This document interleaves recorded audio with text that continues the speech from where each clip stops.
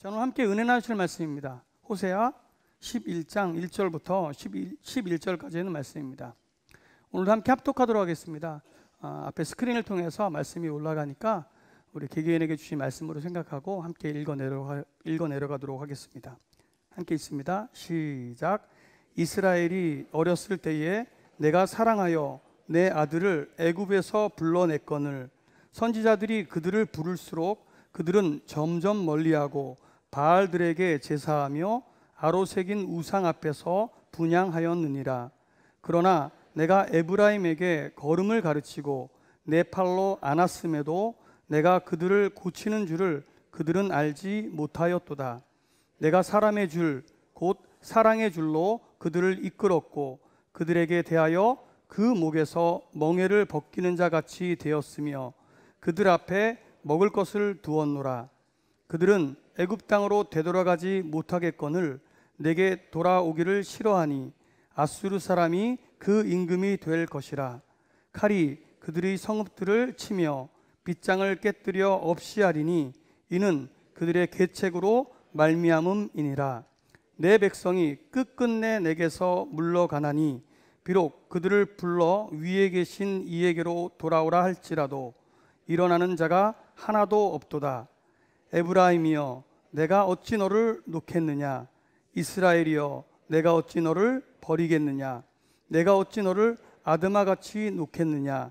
어찌 너를 스보임같이 두겠느냐. 내 마음이 내 속에서 돌이키어 나의 긍휼이 온전히 불붙듯 하도다. 내가 나의 맹렬한 진노를 나타내지 아니하며 내가 다시는 에브라임을 멸하지 아니하리니 이는 내가 하나님이요 사람이 아님이라. 내 가운데 있는 거룩한 이니 진노함으로 내게 임하지 아니하리라. 그들은 사자처럼 소리를 내시는 여호와를 따를 것이라. 여호와께서 소리를 내시면 자손들이 서쪽에서부터 떨며 오되 그들은 애굽에서부터 새같이 아수르에서부터 비둘기같이 떨며 오리니 내가 그들을 그들의 집에 머물게 하리라. 나 여호와의 말이니라. 아멘. 내 백성이 나를 떠나 돌아섰지만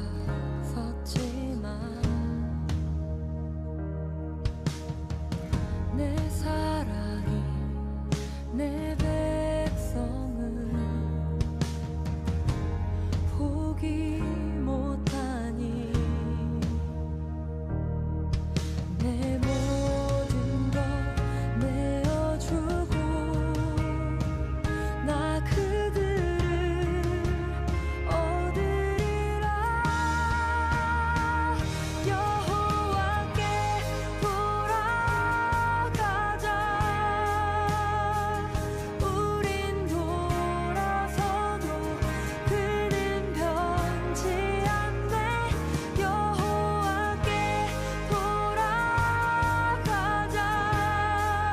우린 넘어져도 그 사랑 영원하네.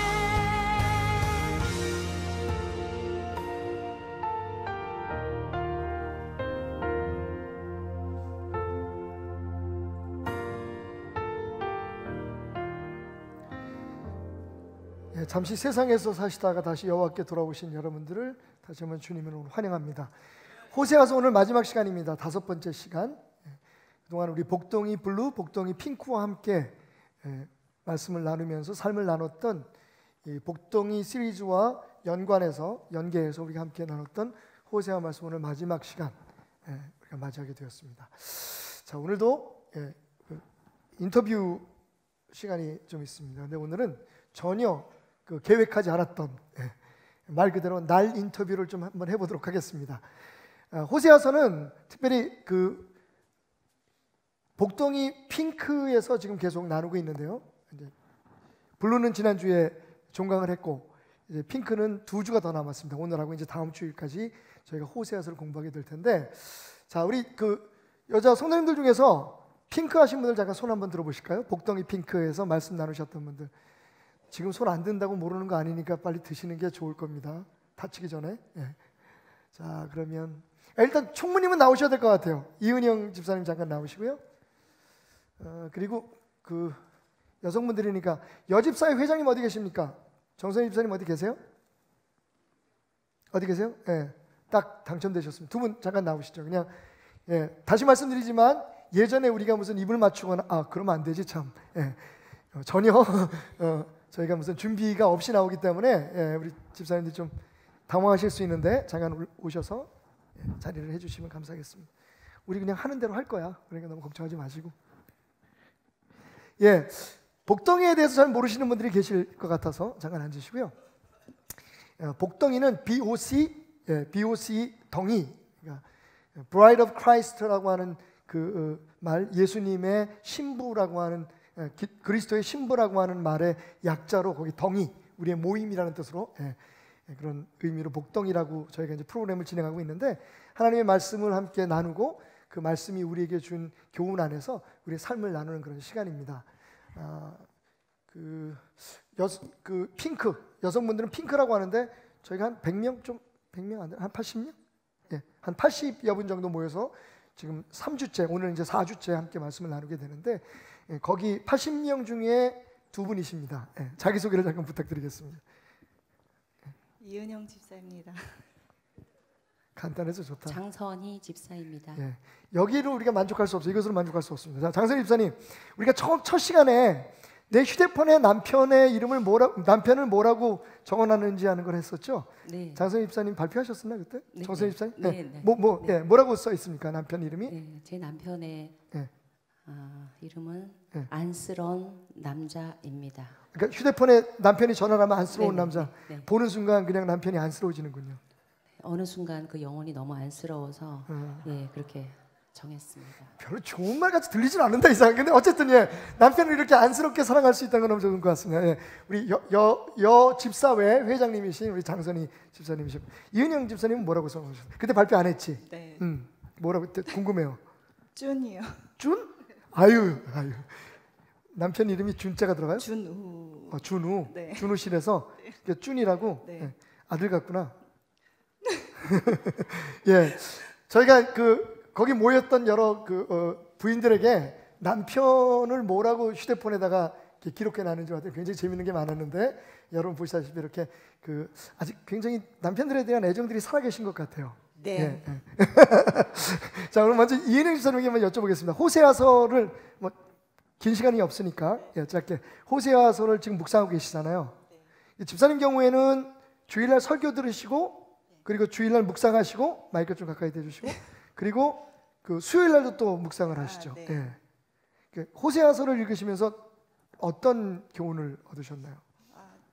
전반적으로? 네, 처음에는 호세아서를 그냥 그 줄거리만 알고 그냥 알았을 때는 정말 호세아가 제일 안쓰럽고, 그러니까 호세아가 제일 힘든 선지자라고 생각을 했었어요. 그래서 이 호세아 하신다고 목사님 말씀하실 때 되게 두려웠었거든요. 근데 하나님의 사랑을 정말 절절하고 너무나 현실적으로 이렇게 말씀해주는 말씀 같아서 오히려 위로받고 치유되고 또 하나님 사랑 안에서 제가 회복되는 것을 경험하고 있습니다. 우리 장 집사님은 어떤 호세아 전체적으로 어떤 느낌을 가지셨나요?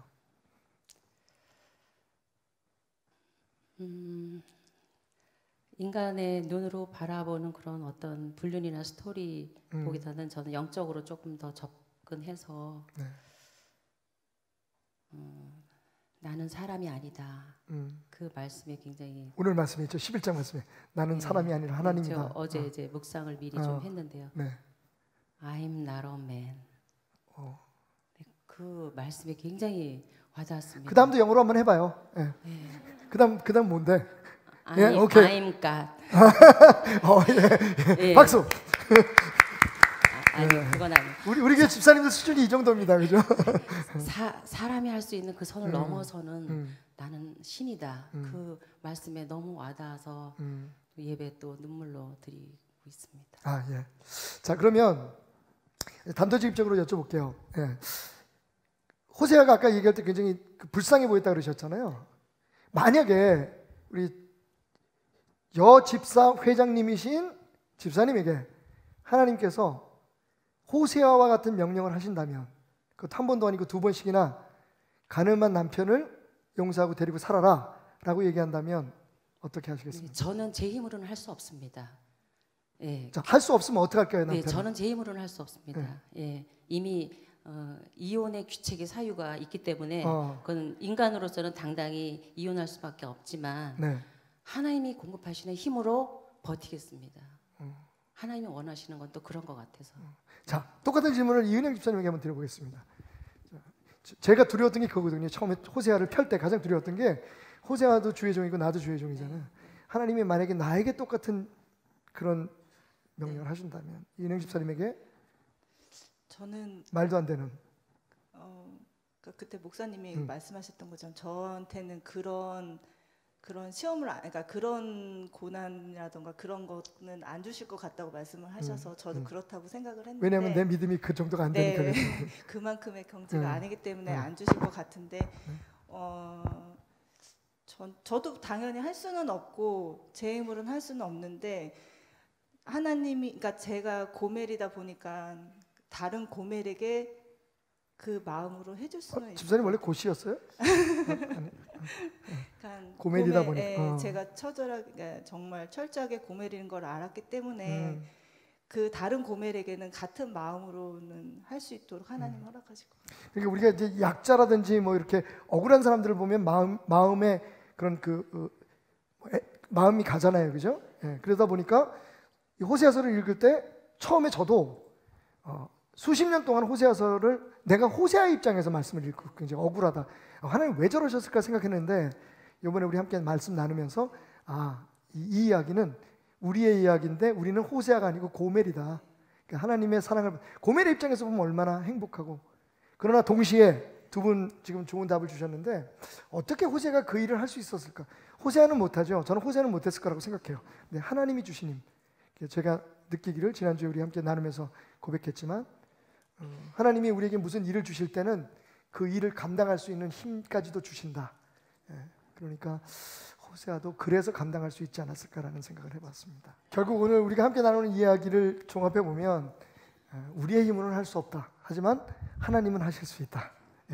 오늘 함께 해주신 두 분 집사님에게 다시 한번 감사의 박수 부탁드리겠습니다. 호세아를 공부하면서 우리가 특별히 지난주에 제가 우리가 알 수 있는 만큼의 하나님, 우리가 알고 싶은 만큼의 하나님이 아니라 우리가 알아야만 하는 하나님을 알자라고 하는 말씀을 드렸습니다. 다른 말로 말하면 진짜 하나님에 대해서 우리가 얼마나 알고 있는지를 한번 생각해 보자. 자, 오늘 연결되는 말씀으로 오늘 여러분에게 이런 질문과 함께 이 호세아서 마지막 시간 5번째 설교를 문을 열어볼까 합니다. 자, 하나님과 우상은 어떤 차이가 있을까요? 참 막연하죠, 그죠? 하나님과 우상의 차이에 대해서 설명할 수 있는 여러 가지 많은 것들이 있는데, 하나님과 우상의 궁극적인 차이가 뭘까? 하나님은 3글자고 우상은 2글자다. 그 이상이 있을 겁니다, 여러분. 사실은 우상이 뭡니까? 하나님 대신 하나님으로 우리가 섬기고 의지하는 것, 우리의 삶의 주인 된 것을 우상이라고 얘기하잖아요, 그죠? 그런데 이 진짜 하나님과 가짜 하나님, counterfeit gods들과 그 다음에 true God 사이에는, 여호와 God 사이에는 차이가 있습니다. 제가 생각할 때 가장 큰 궁극적인 차이는 뭐냐면요, 우리 하나님, 진짜 하나님, 아버지 하나님은 우리의 삶에 간섭하기를 좋아하시는 분이고, 우상은 우리에게 아무런 간섭도 하지 않습니다. 하나님은 우리의 삶에 참견을 하신 분이에요. 그래서 솔직히 때로는 귀찮고 버겁게 느껴질 때가 있습니다. 그런데 우상은 그렇지 않습니다. 어차피 우리가 우상을 만든 목적이 뭐냐면 우리가 원하고 바라는 것들을 이루기를 위한 거잖아요. 그래서 저는 그 우상과 하나님의 차이를 얘기할 때 우상을 뭐라고 표현하냐면, 우상은 축복 자판기와 같다. 여러분, 자판기는 우리의 삶에 어떤 변화도 요구하지 않습니다. 그죠? 제가 정말 은혜로 부모님에게 물려받은 당뇨병이라고 하는 축복의 병을 가지고 있습니다. 제가 보는 데서는 콜라를 못 마셔요. 제 아내가 보든지 어머니가 보시든지 혹은 우리 서은희 전사님이 보시는 앞에서는 제가 콜라를 잘 못 먹습니다. 안 줘요. 그런데 가끔 저 혼자 있을 때 할렐루야, 제가 자판기를 찾아가서 동전을 넣고 콜라를 뺍니다. 그럼 콜라는요, 제가 돈을 주면 제게 콜라를 줍니다. 콜라를 마실 때 콜라가 제게 가끔 이런 얘기를 하죠. 박 목사님, 당뇨병 환자 이거 먹으면 안 됩니다. 여러분, 말이 됩니까 안 됩니까? 자판기는 제 건강이나 제 삶에 아무런 관심이 없어요. 돈 주면 물건 줍니다. 그런데 하나님은 어떻습니까? 하나님은 시시콜콜이 우리의 삶에 간섭하시고 개입하시고 참견하십니다. 왜 그럴까요? 그분이 원하는 건 당장 우리 앞에 목마름을 해결해주고 지금 내 욕구를, 단 것을 먹고 싶어하는 이 잘못된 욕구를 채워줄 수 있는, 위험한 욕구를 채워줄 수 있는 것 이상의 관심을 가지고 계시기 때문입니다. 하나님은 우리의 삶을 변화시키기를 원하세요. 하나님은 우리가 성장하기를 원하십니다. 하나님은 하나님께서 우리에게 약속하시고 보장하시고 보증하신 축복 안에 살기를 원하십니다. 그러니까 하나님은 우리에게 간섭하시고, 나쁜 말로 표현하면 잔소리하시고 참견하시고 때로는 우리의 앞길을 막기도 하십니다. 이 지역에 소위 무당이, 그러니까 신당들이, 여기 축제가 1년에 한 번씩 축제까지 있어요. 산당 축제가 있는데 이 지역에 굉장히 많은 그런 무당들이 있습니다.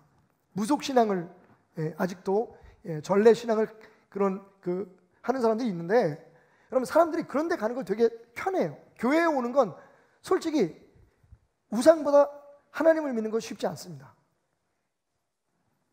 물론 우상도 대가를 요구해요. 그죠? 딱 가면, 에이, 그 인생 왜 그렇게 살아서? 그 집에 귀신이 한 10마리는 붙어 있네. 내가 싸게 해줄게. 원래는 500만 원인데 300만 원 해줄 테니까 부적 하나 사. 요거 잠자는 남편 베개 속에 집어넣으면 바람 못 펴, 이거. 분명히 우상을 섬기는데도 대가는 필요해요. 근데 좋은 게 뭔지 아십니까? 딱 거기까지예요.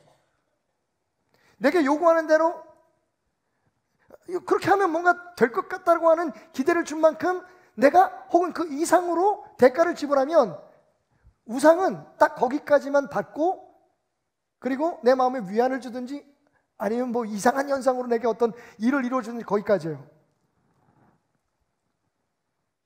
우상들은 우리의 영혼에 관심이 없습니다. 우상들은 우리의 인생이 성장하든 변화되든 관심이 없어요. 그러니까 우리에게 잔소리 안 합니다. 근데 하나님은 다릅니다. 하나님은 오늘 설교 제목처럼 나의 하나님은 간섭쟁입니다. 잘 때나 깨어 있을 때나 내가 걸어갈 때나 하나님은 항상 내게 관심을 가지고 계시고, 그렇게 하면 안 돼, 나하고 이렇게 해보자, 너 이렇게 해볼 수 없겠니? 이렇게 했으면 좋겠어. 거기 가면 안 돼, 테나마. 여러 가지 환경과 그리고 말씀으로 직접적으로 간접적으로 제 삶에 얼마나 귀찮게, 여러분도 여러분이지만 목사인 저는 아주 하나님이 귀찮아 죽겠습니다. 여러분, 그게 진짜 하나님입니다. 오늘 말씀을 통해서 우리가 짧게 3가지를 한번 생각해 보고 싶은데, 그게 뭐냐면 하나님의 참견은 사랑이라는 겁니다. 심술이 아니에요. 괜히 우리를 힘들게 하고 어렵게 하려고 하는 게 아니라 그것은 우리를 살아있게 하고 숨쉬게 하는 힘입니다. 오늘 말씀을 보십시다. 1절부터 3절까지 말씀 보면, 이스라엘이여 어렸을 때 내가 사랑하여 내 아들을 애굽에서 불러냈거늘. 여러분, 뭐라고 말씀하십니까? 내 아들을 불러냈다고 말씀하십니다. 아들이 아니면 참견하지 않아요. 애굽에서 왜 건져냅니까? 얼마 전에 제 아내와 함께 차를 타고 가는데 어느 골목에서 애들이 보니까 사복을 입었는데 딱 보니까 고등학생들 같아요. 고삐리들이야. 애들이 서서 뭐 담배도 피고 그러면서 서로 장난도 치는데 가만히 보니까 굉장히 안 좋은 일이 벌어질 것 같은 불안한 느낌이 들었어요. 제 아내가 엄마의 심정으로 이렇게 얘기합니다. 여보, 쟤네들 좀 봐. 근데 제가 정말 그러면 안 되는데 뭐라 그럴게요? 아, 신경 쓰지 마. 저런 애들이 한둘이냐? 우리 새끼도 아닌데. 죄송합니다, 여러분. 거기 제가 차를 세우고 내려가지고 야, 니네들 그러면 안 돼. 자, 그래야 멋진 어른인 건 맞는데 제가 그냥 순간 해야 할 일도 있고 가야 될 길도 있고 그리고 걔네들 내 새끼들이 아니잖아요. 하다못해 우리 교회의 학생들이나 해서도 제가 차 세웠을 거예요. 속은 아프죠. 걱정되죠. 아휴, 쟤네들 어떡하면 좋니? 근데 내 새끼가 아니야, 결정적으로. 걔네들을 참견했다가 괜히 봉변당할까 봐 무서워서도 접근 못하는 어른들이 많잖아요. 내 새끼 아니에요.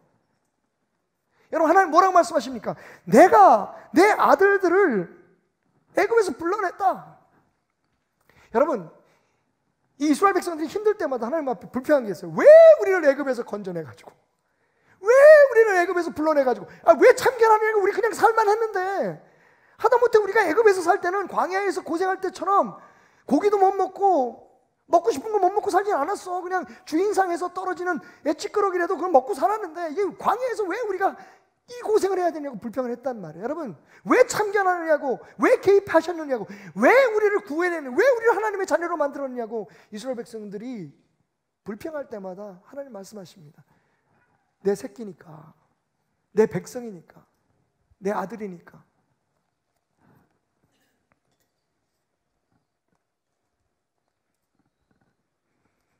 그런데 그들이 부를수록 멀리 가고 바알이나 우상의 산당 앞에서 분향을 했다. 그러나 내가 에브라임에게 걸음을 가르치고 내 팔로 안았음에도 내가 그들을 고치는 줄을 그들이 알지 못했다. 여러분, 하나님께서 이스라엘 백성들을 애굽에서 건져내서 하나님 백성이 되게 하셨을 뿐만 아니라 오늘 말씀 보니까 걸음을 가르치셨대요. 그리고 품에 안아서 그들의 약함을 고치고 아픈 것을 치유하셨다고 말씀하십니다. 이스라엘은 몰랐죠. 자, 한번 묻습니다. 여러분, 아버지가 여러분 걸음마 가르치셨을 때 기억하시는 분 손 들어 보십시오. 손잡고 가르치셨습니까? 아니면 멀리 떨어져서 오라고 하셨습니까? 뭔가 기억이 나는 듯 하는데 사실은 여기 걸음마를 가르친 것을 기억하시는 분은 아무도 없을 거예요. 여러분, 우리 하나님의 참견과 하나님의 개입은 우리가 깨닫지 못할 때부터 있었어요. 정확히 말하면 그분이 우리를 아들로 낳으시기까지, 그리고 우리의 걸음을 가르치시고 품에 안아서 우리의 연약함을 치유하시고 우리의 부족함을 회복시키기 전까지 우리는 그분이 무엇을 하셨는지 인지하지 못해요. 사실 제가 여러분 딱 보면 굉장히 똑똑하게 생겼잖아요, 그죠? 제가 똑똑한 걸 증명해 보려고. 제가요, 저 삼성교에 있는 구세군에서 아버님께서 구세군 사관으로 신봉하실 때 복동이 형님 집에서 태어났습니다. 복동이 형님 아세요? 저도 한 번도 본 적이 없어요. 근데 어머님이 그래서 너는 박 목사, 자네는 복동이네 집에서 태어났어. 사건이 있었습니다. 저희 어머님 아버님이 살고 계시던, 세를 들어서 살고 계시던 그 집에 딸이 결혼을 하는 거예요, 같은 달에. 옛날엔 그런 예수 안 믿는 사람들은 그런 게 있었대요. 한 집에서 경사가 2개 겹치면 안 된다. 그래서 어머님이 만삭이 돼가지고 저를 해산할 때가 됐는데, 저를 품으시고 그 성도집 중에서 제일 가까운데 가난한 집이 복동이 집이야. 그 복동이 형님 집에 가셔서 저를 낳으신 거예요. 정말 제가 딱 나와보니까 얼마나 황당한지. 제가 딱 눈을 떠보니까 왜? 그냥 집이 전부 다 조선일보, 동아일보, 한겨레 신문, 그때는 한겨레 신문이 없었구나. 이게 좀 균형을 맞추려고 했더니 괜히 무리했네. 신문지로 전부 다 집이 도배가 돼 있어서. 믿으시는 분 안 계시죠? 여러분, 어머님이 날 낳지 않으시고 그 핏덩어리 같은 저를 길러주지 않으셨다면 제가 오늘 여기 살아있었어요. 근데 제가 요즘 어머님이 귀찮아졌어요. 아니, 아까 말씀드렸지만 억울하면서도 감사한 게 제가 아버님 어머님으로부터 당뇨병 물려받았죠. 그리고 혈압 물려받았어요. 할렐루야. 당신들이 주고 나서 요새 얼마나 잔소리 하시는지 몰라요. 박 목사 운동 좀 해라, 박 목사 일찍 자라, 박 목사 무리하지 마라, 박 목사 그거 먹지 마라, 왜 콜라 먹니, 단 거 먹니, 박 목사, 박 목사. 아이씨. 아니 그럴 거면 물려주지 말든지. 근데 여러분, 제가 이렇게 말하지만 저는 어머님이 왜 그러신 줄 알아요. 어머님 사모님으로 주의 일을 하시면서도 한 30년 정도 당뇨병 잘 관리하시라 하셨어요. 저희 아버님은 지금 생각해보면 당뇨병 합병증으로 돌아가셨어요. 하나님 부르심 받았어요. 그러니 얼마나 걱정되겠어요. 그게 단순히 어머니의 잔소리, 어머니의 참견이겠습니까? 그건 어머니의 사랑인 거죠. 그러니까 내가 참는 거예요. 여러분, 하나님의 참견은 사랑입니다. 우리를 숨쉬게 하고, 우리 이 땅에 살아있게 하고, 그리고 잘못된 길로 가지 않고 오히려 주님 안에서 어찌하든 우리가 자라나고 변화되기를 원하시는 하나님의 사랑입니다. 8절에서 하나님은 이렇게 말씀하십니다. 에브라임이여 내가 어찌 너를 놓겠느냐, 이스라엘아 내가 어찌 너를 버리겠느냐. 사랑이 아니고 뭐겠습니까? 너희들은 귀찮다고 얘기하고 심지어는 조금 살만하면 자꾸만 다른 신을 섬기려고 다른 신에게 가서 바람을 피우지만 나는 너희를 놓지 않을 거야. 나는 너희를 버릴 수 없단다. 내가 어찌 너희를 아드마같이 놓겠느냐, 어찌 너희를 스보임같이 두겠느냐. 여기서 아드마와 스보임은 소돔과 고모라가 멸망될 때 같이 멸망한 그런 도시들을 이야기합니다. 그러면서 말씀하시기를 내 마음이 내 속에서 돌이키어 나의 긍휼이 온전히 불붙듯하도다. 여러분, 하나님께서 여러분의 삶에 말씀으로 혹은 어떤 상황으로 이거 해라 저거 해라, 이렇게 하면 안 돼, 저렇게 하면 안 돼, 너 이렇게 살았으면 좋겠어, 내 마음은 이거다 라고 말씀하시고 참견하시고 개입하시는 건 바로 오늘 하나님 말씀처럼 불붙는 사랑 때문입니다. 내 새끼 아니면 건들지도 않아요. 우상 같으면 그냥 자기가 받아 먹을 것만 받아 먹으면 그만이에요. 여러분, 이 시대의 종교 지도자 가운데 그런 사람들이 얼마나 많습니까? 위한다고 하지만 사실은 자기 어떤 목적을 위해서 그냥 사람들의 욕구와 사람들의 원하는 것들을 그냥 들어주는 척하는 거예요. 그리고 돈 받아가고 충성을 요구하고. 어리석은 사람들은요, 귀찮은 소리 듣기 싫어해요. 싫은 소리 듣기 싫어합니다. 하나님의 개입과 하나님의 말씀으로 우리를 바로 세우시고 우리를 굳건케 하시고 우리를 숨쉬게 하고 살아있게 하려고 하는 그 사랑에 대해서 자꾸 거부합니다. 하나님 말씀하시잖아요. 그럴수록 너희가 다른 데로 도망가고 우상을 섬기고. 안타까운 건 하나님을 바로 알지 못하는 사람은 하나님이라는 이름의 우상을 섬기고 있어요. 하나님은 귀찮은 분이십니다. 왜냐하면 여러분을 사랑하기 때문이에요. 우리가 자식 키워봐서 알잖아요. 자식들이 그래요. 왜 자꾸만 잔소리, 엄마 왜 나한테 왜 그거 하지 말라 그래, 왜 뭐 하지 말라 그래, 왜 뭐 하려 그래. 근데 여러분, 오랜 세월이 지나면 자식들은 그 엄마의 간섭과 참견과 잔소리를 그리워합니다. 나도 애 키워보니까 알겠더라고요. 두 번째로 기억해야 될 건, 진짜 하나님은 우리의 삶에 개입하시는데 인터벤션, 그 개입이 우리의 삶에 끼어드시는 거예요. 마구. 사실은 축복이라는 걸 우리가 절대로 거부해서도 안 되고 거부할 수 없는 축복이라는 것을 우리가 깨달아야 합니다. 하나님 이렇게 말씀해요. 내가 사람의 줄, 곧 사랑의 줄로 그들을 이끌었고 그들에게 대하여 그 목에서 멍에를 벗기는 자같이 되었으며 그들 앞에서 먹을 것을 두었노라. 여러분, 사람의 줄, 사랑의 줄. 저는 여기서 무엇을 깨달냐면 하나님이 우리를 사람 대접해 주신다는 거예요. 뒤에 이어지는 말씀 보니까 뭐라 그래요? 그 목에서 멍에를 벗기는 자같이. 멍에는 누구에게 씌워집니까? 짐승에게 씌워지잖아요.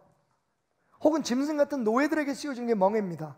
하나님께서 그 우리의 목에서 멍에를 벗겨주시고 대신 우리를 사랑의 줄, 사람의 줄로 이끌어 주신다.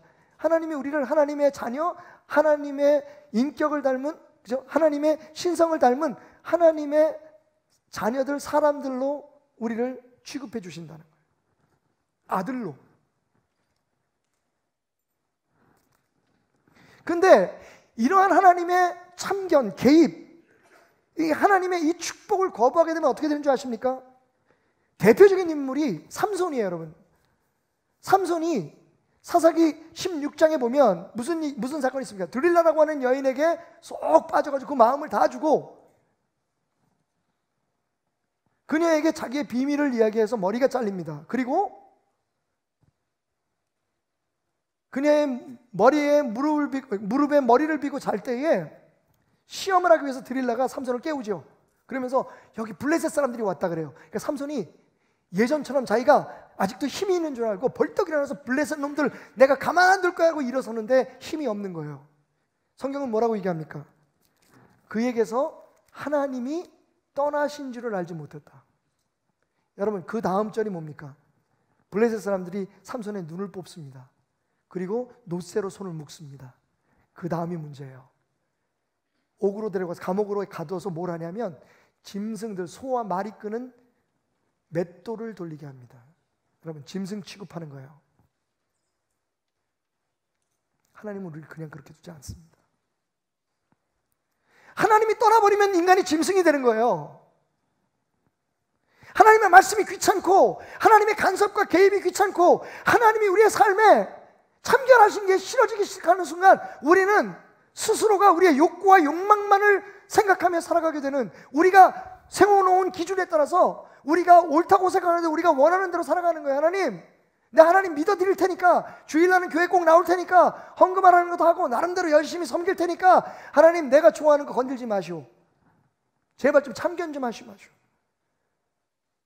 내가 짧은 치마 입고 싶으면 입는 거고, 내가 먹고 싶은 거 있으면 먹는 거고, 먹기 싫은 거 있으면 안 먹는 거고, 내가 놀고 싶으면 놀고, 내가 하나님 교회 가서 매일 찾아뵙는다고 말씀드리잖아요. 그냥 거기 계십시오. 사람들은 그 하나님을 위해서 멋진 교회를 짓기를 원하죠. 높은 종탑과 적어도 옆에 있는 교회보다는 더 크고 화려한 집을 지어서 하나님 여기만 계십시오. 그리고 내일 출근할 때는 절대로 따라오지 마십시오.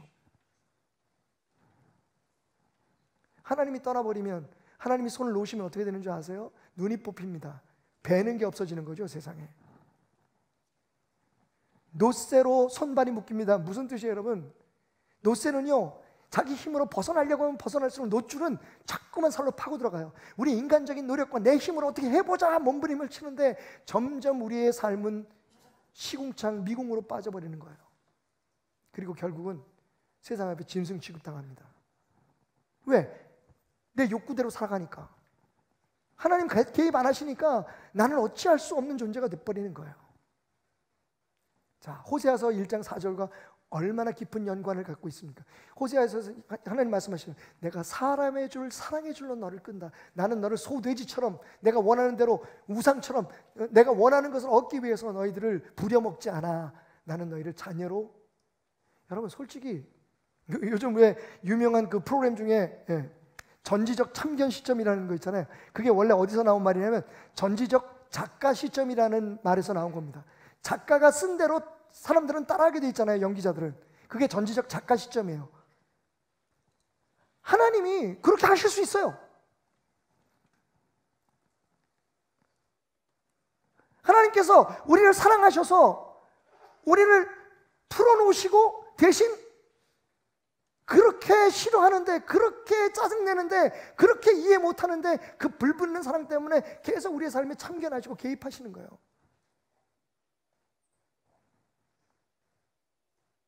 자, 그래서 말씀을 간단하게 맺기 위해서 결론을 짓는다면 이제 우리는 어떻게 해야 되느냐? 한번 따라해 봅시다. 하나님의 간섭을 즐기는 것이 진짜 신앙이다. 그게 진짜 신앙인 거예요. 하나님 우리의 삶에 간섭하셔야 돼요. 그게 축복인 거예요. 하나님이 우리의 삶에 더 이상 간섭하지 않고 내가 사는 대로 마음대로 살게 놔두고 하고 싶은 대로 그냥 하고 싶고 내가 좋은 것만 하게 내버려 두면, 여러분, 하나님은 우리 버리신 겁니다. 계속해서 하나님께서 그것으로 우리를 협박하시죠. 나는 더 이상 너희 하나님이 아니다. 로함미, 그죠? 너희는 더 이상 내 백성이 아니다. 그게 호세아의 자녀들에게 주신 하나님의 이름이잖아요. 나중에는 결국 하나님께서 그 본심을 드러내시고 참다 못해서, 아니다, 너희는 여전히 내 백성이고 난 너희를 버리지 않아 라고 그 마음속에 불타는 사랑을 우리에게 보여주시지만 여러분, 하나님이 우리의 삶에 간섭 안 하면, 오늘 여러분이 듣는 이 말씀을 하나님이 우리에게 못 듣게 하신다면 우리는 버림받은 거예요. 그런데 많은 사람들이 하나님의 사랑을 선택적으로 요구합니다. 하나님의 사랑을, 간섭을 선택적으로. 그러니까 나 하나님을 믿는데 이거는 싫어. 난 이거 계속하면서 하나님 따를 거야. 그게 내가 믿을 수 있는 하나님, 내가 알 수 있는 만큼의 하나님만을 믿는 거예요. 생각에는 내가 내 삶의 우상입니다. 내 생각이, 내 판단이, 내 욕구와 나의 경험이 우상인 거예요.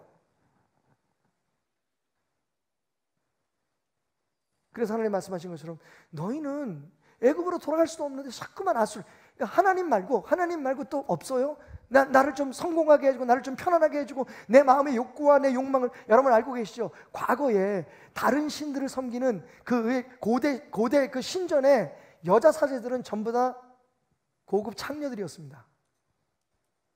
그게 우상의 본질이에요. 와서 하고 싶은 거 다 해. 그리고 신에게 네 큰아들만 죽여서 바치면 돼. 네 가진 재산의 일부를 바치면 돼. 그럼 너는 복 받을 거야.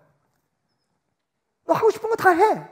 여러분, 얼마나 많은 그리스도인이 이 시대에 하나님을 섬긴다고 하면서 아수르를 향해서 가고 그리스 신전을 향해서 달려가고 다른 우상들을 섬기려고 하고 있습니까? 심지어는 교회조차도. 여러분, 하나님의 간섭을 즐겨하십시오. 그렇지 않다면 기도도 하지 마십시오. 기도가 도대체 뭡니까? 하나님 와서 나 도와달라는 거 아니에요. 내 삶에 개입해달라는 거 아닙니까? 내 힘으로 안 되니까 하나님 도와주십시오. 여러분, 그 말은 좋을 때뿐만 아니라 우리가 정말 하나님의 뜻에 합해서 하나님이 원하시는 사람이 되기 위해서 마땅히 감수해야 될 간섭이나 그런 참여나 하나님의 개입을 아멘하고 받아들이라는 거예요. 야고보 선생님 말하잖아요. 그러므로 형제들이요, 여러 가지 시험을 만나거든 오히려 감사하십시오. 하나님께서 시험을 통해서 우리를 이끄시고 하나님께서 우리의 삶에 그렇게 원하고 바라던 것이 안 되게 하심으로 우리를 일으키실 때가 있단 말이에요. 여러분, 그거 안 되는 게 하나님이 원하시는 축복을 받는 것보다 더 좋을 수는 없다는 거예요. 지금 버겁고 힘든 말씀들이 내가 용납할 수 없고 나는 하나님을 믿는데 이건 포기할 수 없어. 난 하나님을 믿는데 난 여전히 이렇게 살 거야. 여러분, 그것들을 하나님의 개입 앞에 온전히 내려놓으셔야 된다는 거예요. 하나님을 하나님으로 인정하게 될 때에 하나님의 역사하심이, 하나님에게 놀라운 계획과 뜻이, 여러분, 그분은 전지전능하신 분이에요. 우리의 삶의 모든 것을 아시고 모든 것을 계획하고 계시는 분이에요. 단지 우리를 그 사랑 안에서 잠시 자유를 누리도록 우리의 선택에 따라서 그분을 섬기도록 내놓으셨을 뿐이지, 여러분, 그분의 간섭을 즐겨하는 여러분 되시길 바랍니다. 내가 필요할 때만 하나님은 하나님이 아닙니다. 저는 오늘도 우리 그 아침에 요한계시록 2장을 함께 나눴어요. 나누면서 함께 일하는 목사님들과 우리 전사님들에게, 우리 심의자들에게 그런 얘기를 했습니다. 나는 사역할 때마다 성도들 앞에 서기 전에 항상 기도하는, 항상은 아니고 정말 많은 시간 잊어버리지 않고 기도하는 게 있다. 그게 뭐냐 하면, 하나님, 나로 하여금 성도들을 속이지 않게 해주십시오.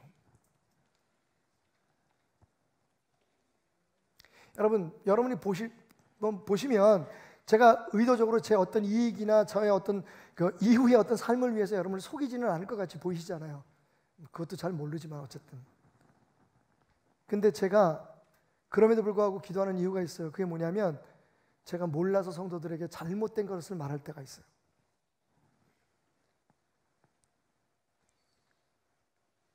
내가 부족해서 성도들에게 잘못된 길을 보여줄 때가 있단 말이에요. 저는 그게 두려워요.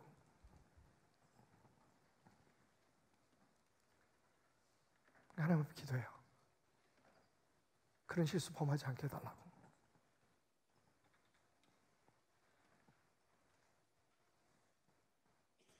오늘 우리가 묵상한 말씀의 마지막 부분이 이거였어요.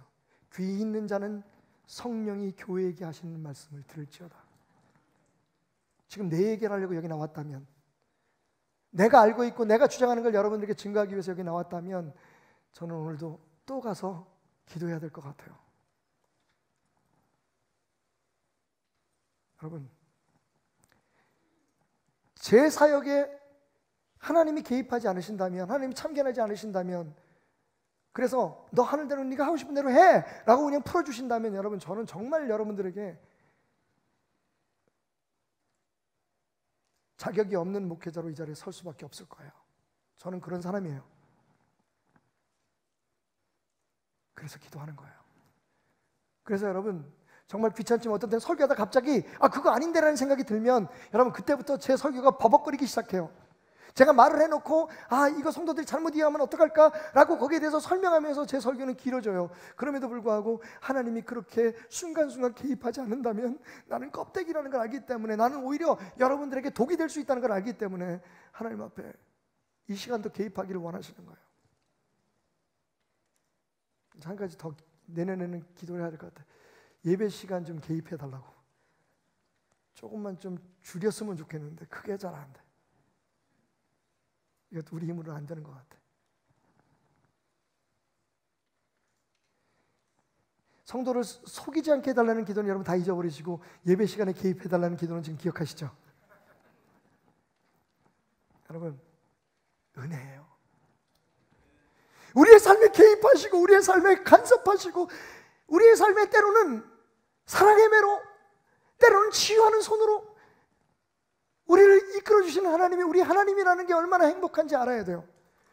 우리가 원할 때는 하나님이고, 그렇지 않을 때는 내가 하나님이 돼서는 안 된단 말이에요. 하나님의 간섭을 즐기는 교회, 하나님의 참견을 행복하게 느끼는 사람들, 그게 진짜 이 시대에 하나님이 원하시는 하나님의 백성입니다.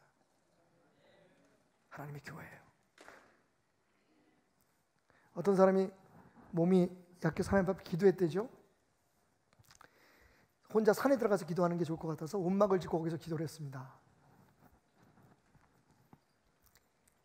혼자서 옷막을 짓고 기도를 하는데 어느 날 갑자기 쿵 소리가 나는 거예요. 비가 오고 난 그 다음날 아침에 깜짝 놀라서 문을 열었는데 문이 안 열려.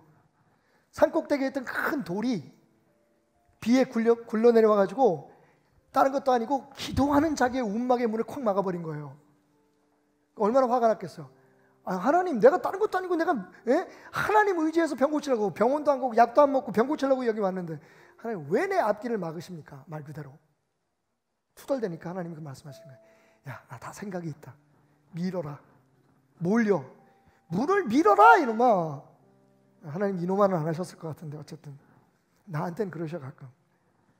그래서 문을 밀기 시작했어요. 하나님 응답이니까 계속 미는데 문이 안 열리는 거예요. 몇 주를 밀었는데도 문이 안 열려. 화가 날 때까지 나서 하나님 앞에 외칩니다. 하나님, 이건 아니잖아요. 저하고 지금 장난하십니까? 하나님이 응답하셔서 밀라고 해서 밀었는데 이 돌이 안 움직이잖아요. 그때 하나님께서 소리를 치십니다. 야 이놈아, 내가 언제 돌이 움직인다고 얘기했니? 밀라 그랬지. 그래서 밀었잖아요. 그때 하나님이 미소를 지으면서 이렇게 말씀하시더랍니다. 물론 이야기지만 네 몸을 한번 봐라. 보니까요, 기침도 안 해. 이제 몸이 건강해졌어. 무슨 일이 벌어졌을까요? 밀었잖아. 운동을 한 거야. 이 말씀은 진짜 저에게 주신 말씀이에요. 우리 어머니 운동 좀 해라. 여러분, 하나님이 그 돌 움직여 주신다고 얘기 안 하셨잖아요. 그죠? 뭐라고 하셨어요? 밀어라. 하나님은 우리를 기질을 바꿔놓으시고 우리의 건강의 기본을 바꿔놓으시고 우리의 삶을 바꿔놓으시길 원하시지, 그 돌 하나 치우면 돌 치우면 그 사람이 어떻게 돼요? 그냥 그렇게 병든 채로 살아갈 거 아니야. 그런데 돌은 거기 있었지만 하나님이 그를 건강하게 해서, 아마 내가 생각할 때는 그 건강한 몸으로 마침내 돌을 밀고 나왔을 것 같아. 여러분, 뭐가 중요합니까? 우상은 절대로 여러분의 삶에 관심이 없습니다.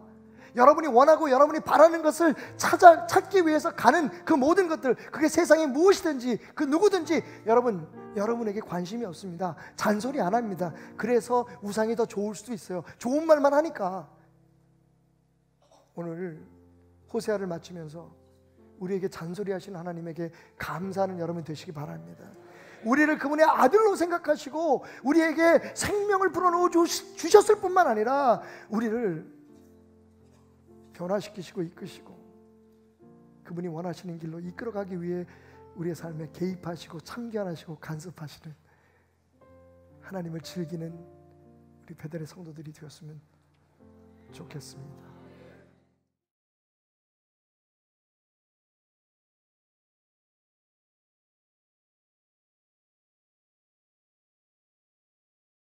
할렐루야. 우리 하나님께 영광의 박수로 귀한 예배문을 열겠습니다.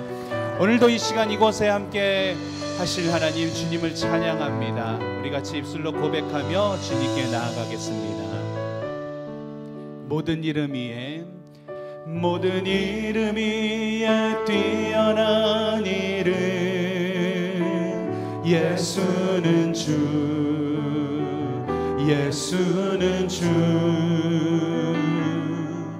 모두 무릎 꿇고 경배를 드리세 예수는 만유의 주님 모든 이름 위에 뛰어난 이름 예수는 주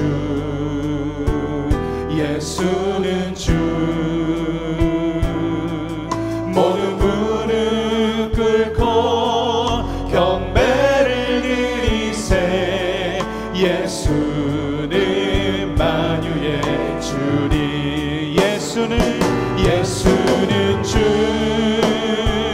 예수는 주 온 천하 만물을 얻어 그 보좌 영광을 돌리세 예수는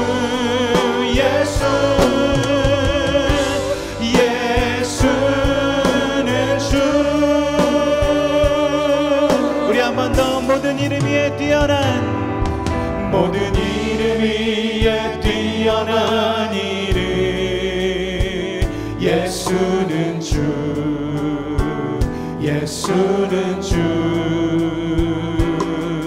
모두 무릎 꿇고 경배를 드리세 예수는 만유의 우리 한 번 더 모든 이름 위에 뛰어난 이름 뛰어난 이름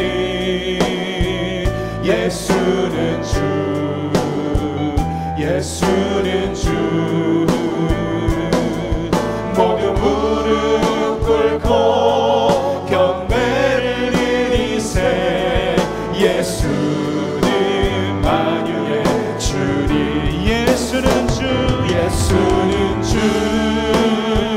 예수는 주 온 천하 만물을 얻어 그 보좌 영광을 돌리세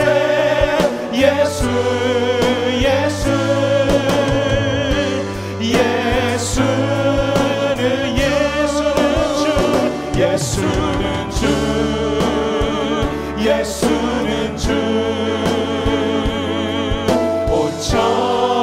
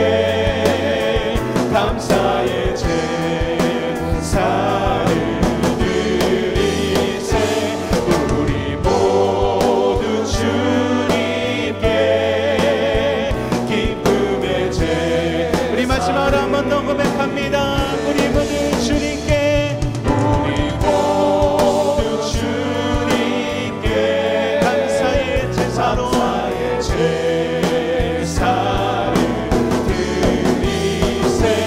우리 모두 주님께 기쁨의 제사 드리네. 할렐루야. 주님께 찬양과 영광을 드립니다. 감사와 영광을 올려드립니다. 주님 함께하여 주시옵소서. 아멘.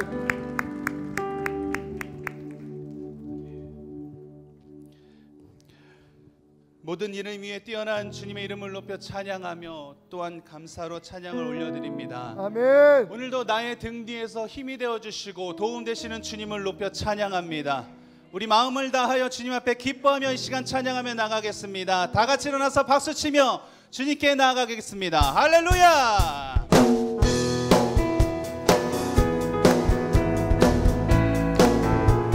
오늘도 내게 새 힘을 주신 하나님 주님을 찬양합니다. 나의 등 뒤에서 나를 도우시는 주, 전쟁의 길에서 지치고 고나여 매일처럼 주저앉고 싶을 때 나를 밀어주시네. 일어나 걸어라, 일어나 걸어라, 내가 새 힘을 주리니. 일어나 너 걸어라, 내 너를 도. 나의 등 뒤에서, 나의 등 뒤에서 나를 도우시는 주, 평안히 길을 갈 때 보이지 않아도 지치고 고나여 넘어질 때면 다가와 손 내미시네. 일어나 걸어라, 내가 새 힘을 주리니. 일어나 너 걸어라. 우리 1절 다시 한번 찬양하겠습니다. 나의 등 뒤에서, 나의 등 뒤에서 나를 도우시. 나의 인생길에서, 내 인생길에서 지치고 고나여 매일처럼 주저앉고 싶을 때 나를 밀어주시네. 일어나 걸어라, 내가 새 힘을 주리니. 일어나 너 걸어라, 내 너를 도. 나의 등 뒤에서, 나의 등 뒤에서 나를 도우시는 주, 평안히 길을 갈 때 보이지 않아도 지치고 고나여 넘어질 때면 나가와 손 내미시네. 일어나 걸어라, 일어나 걸어라, 내가 새 힘을 주리니. 일어나 너 걸어라. 우리 3절 우리 목소리로 한번 같이 찬양하겠습니다. 나의 등 뒤, 나의 등 뒤에서 나를 도우시는 주, 때때로 뒤돌아보면, 때때로 뒤돌아보면 여전히 계신 주, 잔잔한 미소로 바라보시며 나를 재촉하시네. 일어나 걸어라, 내가 새 힘을 주리니. 일어나 너 걸어라, 내 너를 도. 일어나 걸어라, 일어나 걸어라, 내가 새 힘을 주리니. 일어나 너 걸어라, 내 너를. 우리 한번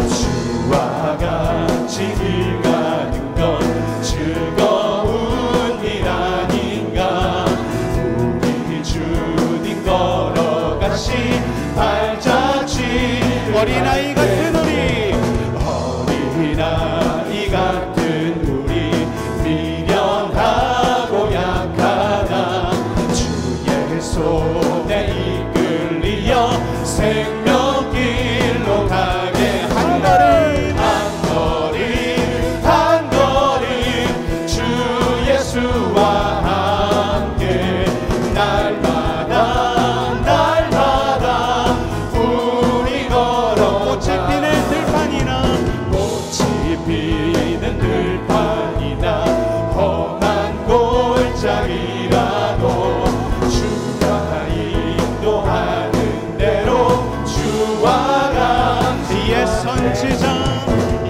선지자의 똑같이 우리들도 천국에 들려 올라갈 때까지 주와 같이 한 걸음 한 걸음 한 걸음 한 걸음 주 예수와 함께 날마다 날마다 우리 걸어 한 걸음 한 걸음 한 걸음 한 걸음 주 예수와 함께 날마다 날마다 우리 마지막으로 한 번 더 고백합시다. 한 걸음 한 걸음 한 걸음 한 걸음 주 예수와 함께 날마다 날마다 우리 걸어가니 할렐루야. 주님과 함께 그 길을 걸어가길 원합니다. 한 걸음 한 걸음 주 예수와 함께 날마다 날마다 주님과 함께 가기 원합니다.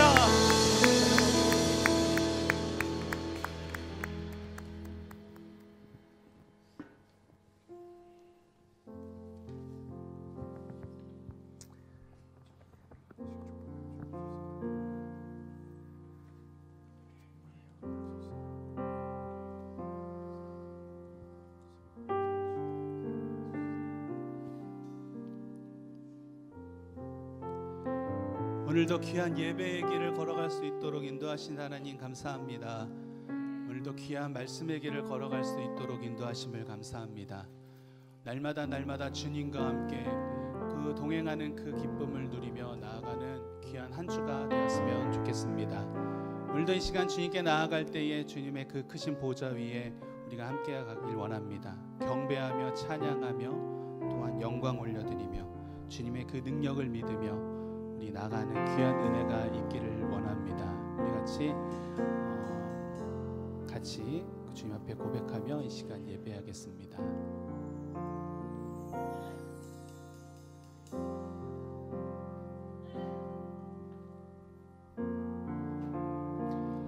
내 하나님 서신 발 앞에 무릎 꿇고 경배하리 큰 권능과 영광이 가득한 내 아버지 계신 이곳 오 하나님 그 빛난 얼굴 배우며 두 손 들고 나가니 찬송과 존귀와 영광과 능력은 그 하늘 보좌 위에 주님께 내 하나님 내 하나님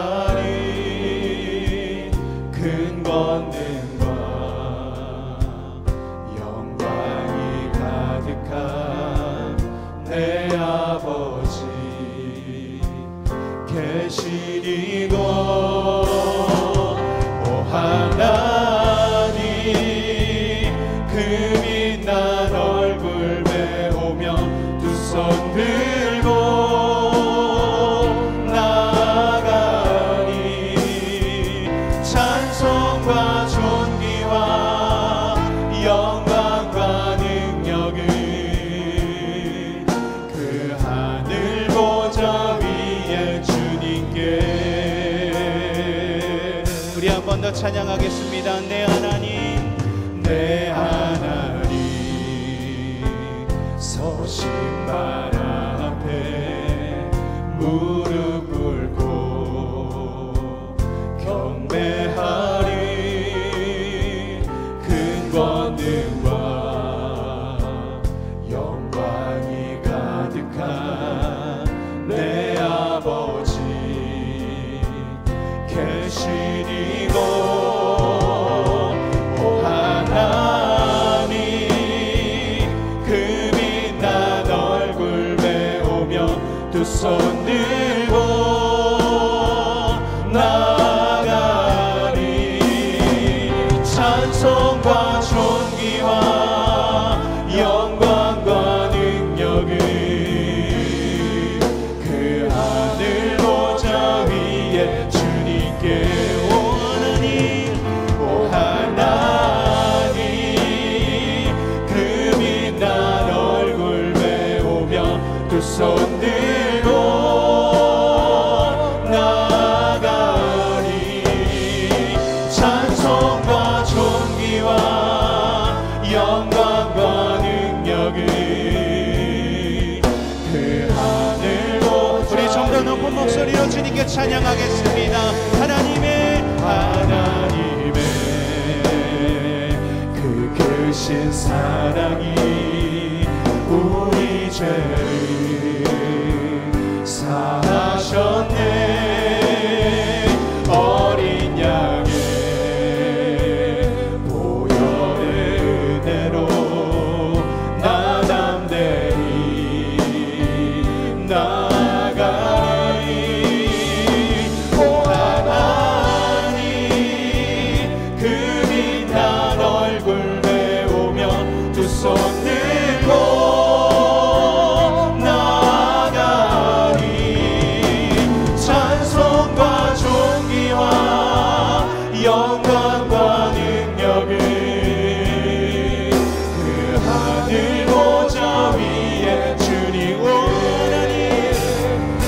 하나님, 그 빛난 얼굴 배우며 두 손 들고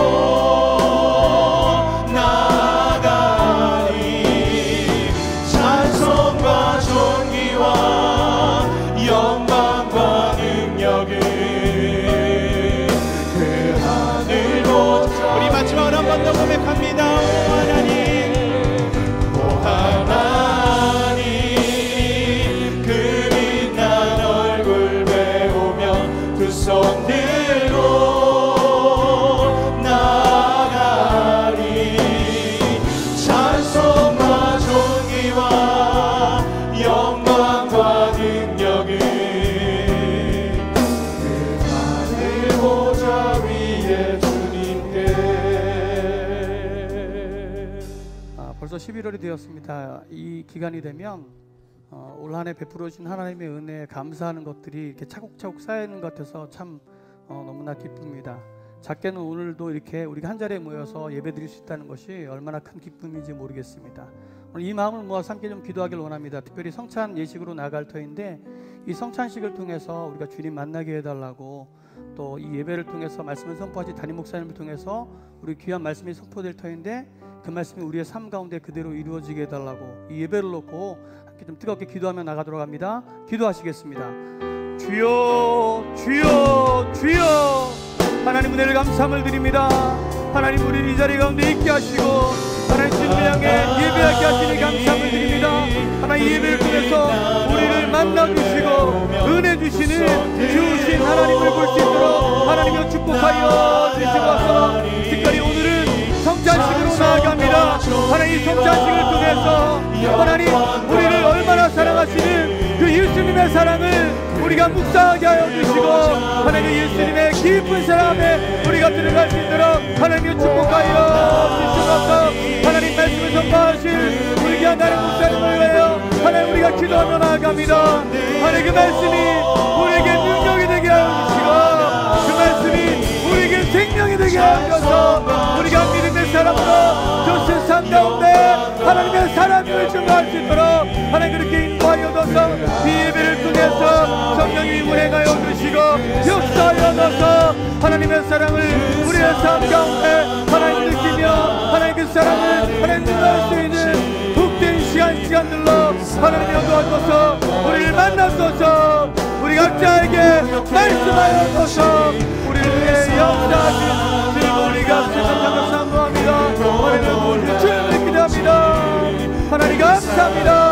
하나님 감사합니다. 하나님 우리를 붙잡아주고 인도하여서 우리 고백하며 나아갑시다. 그 사랑 얼마나 아름다운지, 그 사랑 얼마나 아름다운지, 그 사랑 얼마나 날 부욕해 하는지, 그 사랑 얼마나 크고 놀라운지, 그 사랑 얼마나. 우리 마지막으로 한 번 더 고백합시다. 우리 마음 다해 고백합시다. 그 사랑, 그 사랑 얼마나 아름다운지, 그 사랑 얼마나 날 부욕해 하는지,